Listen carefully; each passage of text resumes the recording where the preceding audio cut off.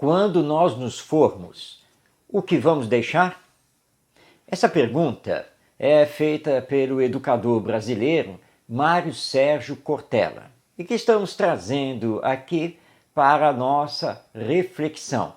Lembrando que quando deixarmos esta vida, retornaremos ao mundo espiritual e depois, através da lei da reencarnação, retornaremos.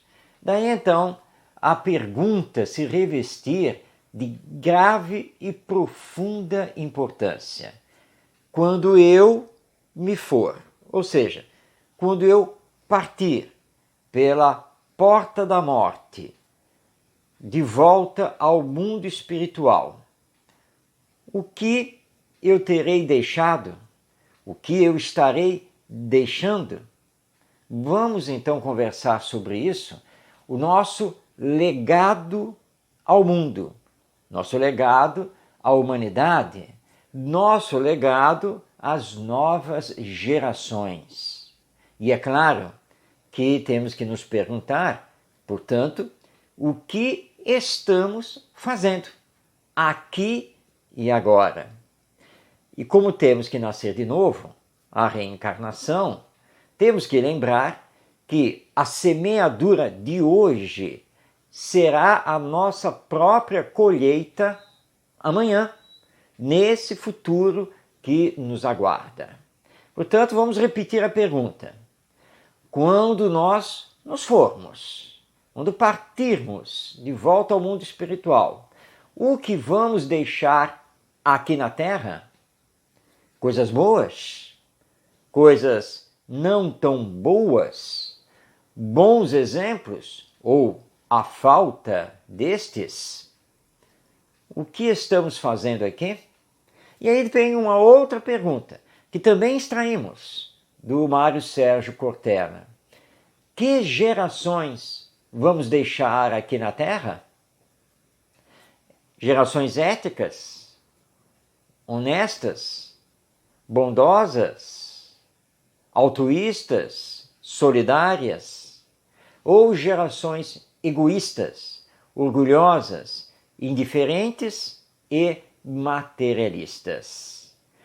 Sim, porque nós somos os responsáveis pela educação, pela formação das novas gerações, que representam os espíritos iniciando mais uma etapa reencarnatória, mais uma etapa existencial humana. Que gerações vamos deixar aqui na Terra? E já olhando também o futuro.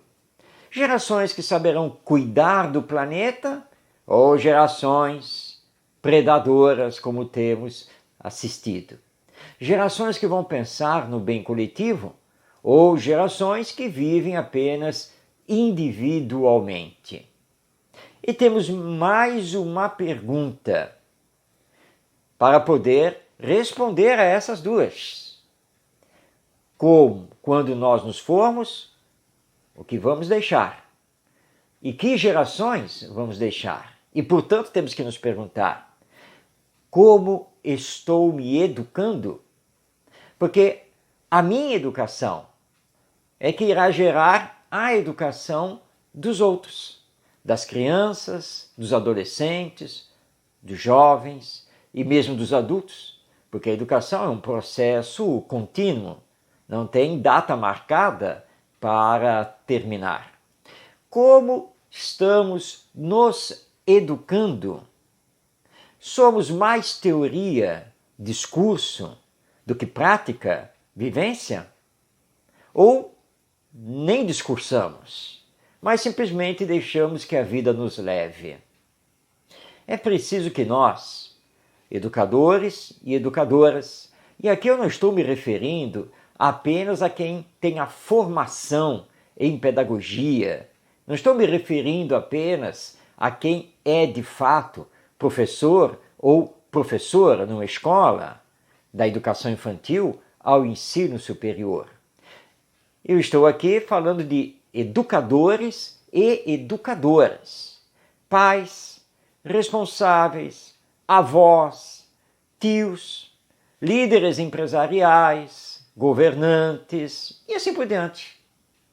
Todos, na verdade, somos educadores e educadoras, porque influenciamos, como também somos influenciados através das nossas ações na sociedade humana. Então é preciso que nós, educadores e educadoras, tenhamos ideias renovadas, enobrecidas, para sustentar o mundo e as futuras gerações. Já está na hora de combatermos efetivamente o materialismo. Mas só podemos fazer isso através de uma visão espiritualista da vida, tal qual o Espiritismo nos oferta.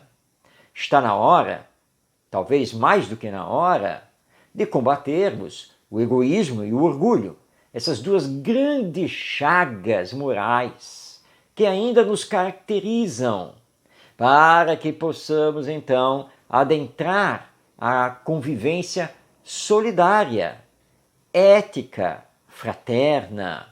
E temos também no Espiritismo diretrizes seguras para isso.